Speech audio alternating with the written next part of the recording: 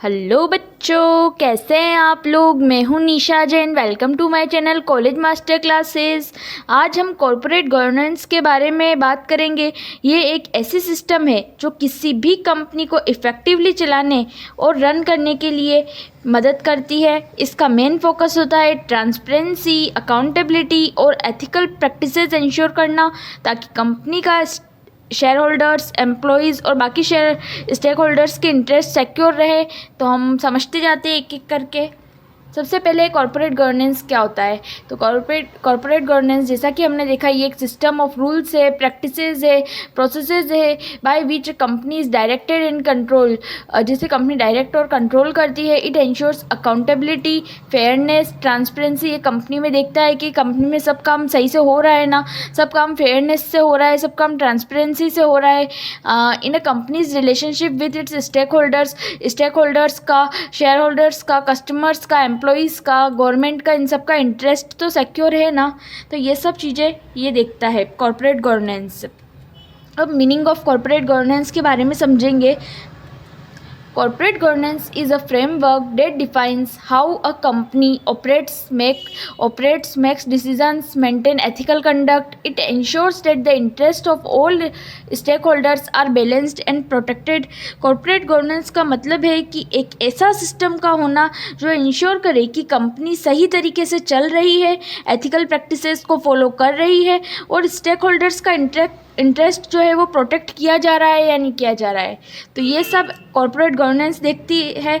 कुछ important aspects जो corporate governance का पार्ट होते हैं, जैसे कि establishing a clear leadership structure establish करना, defining roles and responsibilities of management and board members.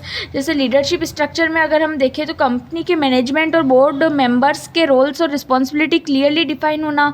फिर है responsibility and defining roles and responsibility of management and board members के roles and responsibility clearly define होना। Ensuring financial transparency and accountability, company अपने financial reports और policies को stake holders के साथ regularly share करें। Implementing ethical business practices, business decisions ethical और fair होने चाहिए। प्रोटेक्टिंग शेयर होल्डर्स के राइट प्रोटेक्ट होने चाहिए और उन्हें बिजनेस डिसीजंस में पार्टिसिपेट करने का मौका मिलना चाहिए। तो ये सब की एस्पेक्ट्स है जो कॉरपोरेट गवर्नेंस के अंदर इंक्लूड होते हैं।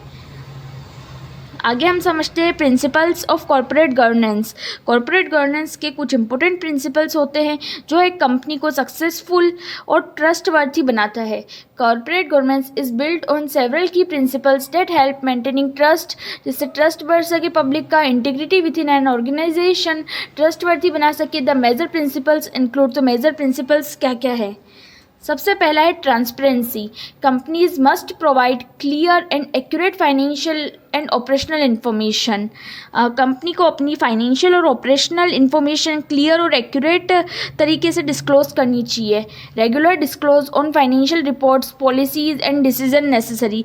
रेगुलर फाइनेंशियल रिपोर्ट्स और पॉलिसीज़ का डिस्क्लोजर होना चाहिए। Helps investor make informed decision. Investors और स्टेक होल्डर्स इन्फॉर्म्ड डिसीजंस ले सके, ये इंश्योर करना ज़रूरी है। तो ये सब आगे ट्रांसपेरेंसी में क्लियर एक्यूरेट फाइनेंशियल और ऑपरेशनल इन्फॉर्मेशन होनी चाहिए। रिपोर्ट्स, पॉलिसीज़, इन सबको क्लियरली डिस्क्लोज करें। और जो इन्वेस्टर्स हैं वो इन्वेस्टर्स जो है वो सही तरीके से डिसीजंस ले सके, इन्फॉर्म डिसीजंस ले सके, ये इंश्योर करना ज़रूरी है। तो ये सब ट्रांसपेरेंसी में आ गया। मतलब ट्रांसपेरेंसी मतलब साफ और स्पष्ट जानकारी देना पब्लिक को, स्टेक होल्डर्स को और सबको। फिर सेकंड है अकाउंटेबिलिटी मतलब जिम्मेदारी और जवाबदारी। ठीक है, तो वो होता है the board of directors and executives are accountable for their decisions and actions. Board of directors और मैनेजमेंट अपने डिसीजन और एक्शंस के लिए रिस्पॉन्सिबल होते हैं। Performance evaluations should be conducted to ensure efficiency. Performance evaluation जरूरी है ताकि एफिशिएंसी बनी रहे। Internal controls and audits helps in accountability. Internal controls और ऑडिट्स अकाउंटेबिलिटी इंश्योर करने में मदद करता है। तो ये सब हो गया अकाउंटेबिलिटी में। बोर्ड ऑफ डायरेक्टर्स और एग्जीक्यूटिव जो है वो अकाउंटेबल होते हैं। उसके बाद परफॉर्मेंस इवेल्यूएशन करना भी ज़रूरी होता है ताकि हम अच्छे से जिम्मेदारी निभा सकें, जवाबदारी बनती है हमारी ये सब करने की। और इंटरनल कंट्रोल और ऑडिट अकाउंटेबिलिटी इंश्योर करने में हमें बहुत मदद करते हैं, तो उनका सही से परफॉर्म होना भी बहुत ज़रूरी है। फिर है थर्ड रिस्पॉन्सिबिलिटी, मतलब रिस्पॉन्सिबिलिटी ये है कि कंपनी को एथिकल और सोशल रिस्पॉन्सिबिलिटी तरीके से ऑपरेट करना चाहिए, उसी तरीके से ऑपरेट करना चाहिए। Companies must operate in a social ethically responsible manner, company को बिजनेस कैसे ऑपरेट करना चाहिए सोशली और एथिकली रिस्पॉन्सिबल मैनर में, ठीक है। बिजनेस डिसीजंस स्टेक होल्डर्स के इंटरेस्ट को ध्यान में रखकर लिए जाने चाहिए, जो बिजनेस डिसीजंस है should align with the interest of stakeholders. फिर है corporate social responsibility initiative should be implemented, corporate social responsibility जो CSR है उसके इनिशिएटिव्स इम्प्लीमेंट करने चाहिए। तो ये सब आ गया रिस्पॉन्सिबिलिटी में। फिर है फेयरनेस, मतलब सबके साथ बराबरी का व्यवहार करना चाहिए, सारे स्टेक होल्डर्स के साथ, सबके साथ। Equal treatment of all stakeholders including minority stakeholders, avoiding conflicts of interest and ensuring unbiased decision making, no discrimination in business operations. तो क्या कहा है कि सभी स्टेक होल्डर्स इंक्लूडिंग माइनॉरिटी, जिनका सिर्फ माइनर पोर्शन है, minor interest, minority stakeholders के साथ फेयर ट्रीटमेंट होना चाहिए, सारे स्टेक होल्डर्स के साथ फेयर ट्रीटमेंट होना चाहिए, कॉन्फ्लिक्ट ऑफ इंटरेस्ट अवॉइड करना चाहिए और अनबेस्ड लोगों के डिसीजन लेने चाहिए, बायस्ड होकर डिसीजन नहीं लेने चाहिए, कोई डिस्क्रिमिनेशन नहीं होना चाहिए। तो ये सब आ गई फेयरनेस में। नेक्स्ट है हमारा इंडिपेंडेंस, मतलब बिल्कुल निष्पक्षता रख के हमें जो है वो डिसीजन लेना चाहिए, बिल्कुल इंडिपेंडेंट होके हमें डिसीजन लेना चाहिए। तो क्या कहा है, the board of directors should include independent members to ensure objective of decision making. Independent committees, audit and risk committee, independent committees को हायर करना चाहिए, बनाना चाहिए, जिससे ऑडिट और रिस्क कमिटी हो गया, और अनबायस्ड गवर्नेंस, जिससे हेल्प होगी हमें अनबायस्ड डिसीजन लेने में। अवॉइडेंस ऑफ अनड्यू इन्फ्लुएंस होगा फ्रॉम डोमिनेंट शेयर होल्डर्स और मैनेजमेंट। तो यही कहा गया है कि बोर्ड ऑफ डायरेक्टर्स में इंडिपेंडेंट मेंबर्स होने चाहिए जो ऑब्जेक्टिव डिसीजन मेकिंग करें। इंडिपेंडेंट कमिटीज़ जैसे कि ऑडिट और risk committees unbiased governance ensure करती है, और मैनेजमेंट या डोमिनेंट शेयर होल्डर्स जो है वो, मतलब मैनेजमेंट या फिर डोमिनेंट जो शेयर होल्डर्स है उनका अनड्यू इन्फ्लुएंस नहीं होना चाहिए, मतलब वो दबाव नहीं डाले, कोई भी डिसीजन ले रहे हैं बोर्ड ऑफ डायरेक्टर्स या कोई भी, तो वो दबाव नहीं डाले, अगर उनका ज़्यादा इंटरेस्ट होगा तो वो दबाव डालेगा, तो ऐसा नहीं होना चाहिए, इंडिपेंडेंस होना चाहिए, उनका दबाव ऐसे, उनका अनड्यू इन्फ्लुएंस नहीं होना चाहिए, ठीक है। तो ये हमने देखा इंडिपेंडेंस में। उसके बाद है एथिकल रिक्वायरमेंट, मतलब ईमानदारी और नैतिक व्यवहार करना, यह होता है ethical requirement. Companies should promote honesty, integrity and ethical behaviour in business dealings. Establishing code of conduct and enforcing ethical policies is a crucial whistle blower mechanism should be in place of report unethical practices. क्या कहा है, business dealing honesty, integrity और ethics पर based होनी चाहिए। जो भी business dealing आप कर रहे हो वो हॉनेस्टी, इंटीग्रिटी और एथिक्स पर बेस्ड होनी चाहिए। एक strong code of conduct establish करना और एथिकल पॉलिसीज इन्फोर्स करना जरूरी है। विस्टल ब्लोवर मैकेनिज्म होने चाहिए ताकि अनएथिकल प्रैक्टिसेस रिपोर्ट की जा सके। तो ये एथिकल कंडक्ट में हो गया।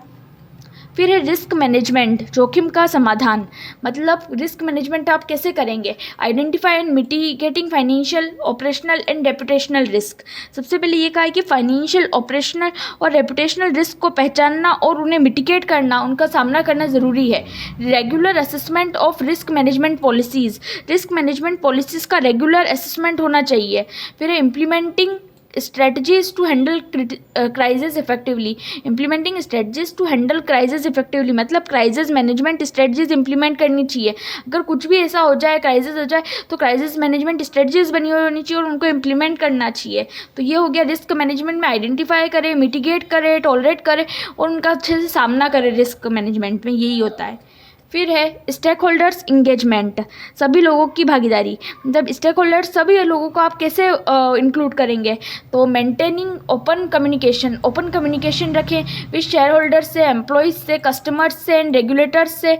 Addressing concern and interest of stakeholders, encouraging shareholder participation in corporate decision में शेयर होल्डर का पार्टिसिपेट करें उन्हें भी। तो यही है, शेयर होल्डर्स, एम्प्लॉइज, कस्टमर्स और रेगुलेटर्स के साथ ओपन कम्युनिकेशन मेंटेन करनी चाहिए। स्टेक होल्डर्स जो है उनकी कंसर्न और इंटरेस्ट को एड्रेस करना जरूरी है। शेयर होल्डर्स को कॉर्पोरेट डिसीजन में पार्टिसिपेट करने का मौका मिलना चाहिए। तो यही सब है पॉइंट्स। अब एक बार अगर इसको इन सबको कंक्लूड कर देते हैं, अगर एक कंपनी इन प्रिंसिपल्स को फॉलो करती है, जितने भी हमने कॉर्पोरेट गवर्नेंस के प्रिंसिपल्स देखे, इन सब प्रिंसिपल्स को फॉलो करती है, तो उसकी क्रेडिटेबिलिटी, इन्वेस्टर ट्रस्ट और लॉन्ग टर्म सक्सेस इंश्योर होती है। कॉर्पोरेट गवर्नेंस सिर्फ एक कंप्लायंस का इशू नहीं है, बल्कि ये एक स्ट्रॉन्ग फाउंडेशन है जो किसी भी कंपनी को लॉन्ग टर्म ग्रोथ और स्टेबिलिटी प्रोवाइड करने में मदद करती है। तो इसी के साथ इस वीडियो को एंड करते हैं। अगर आपको हमारी वीडियो अच्छी लगी हो तो लाइक करें, शेयर करें, चैनल को सब्सक्राइब करें। Thank you guys.